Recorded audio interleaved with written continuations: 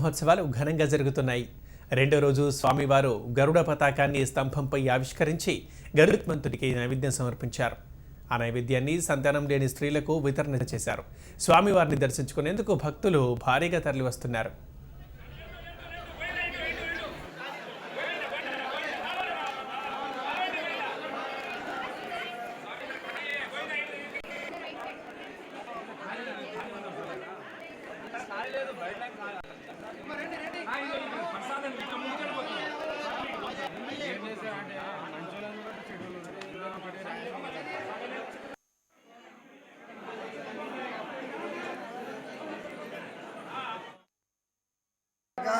జరిగినటువంటి రోజు గరుత్మంతుల వారి ప్రసాదం ఇస్తాం.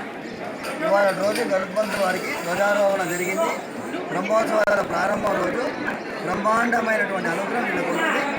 గరుడ ప్రసాదం ఇచ్చాం. సంతానం లేని ఆడవాళ్ళకి అందరికీ ఇచ్చాం.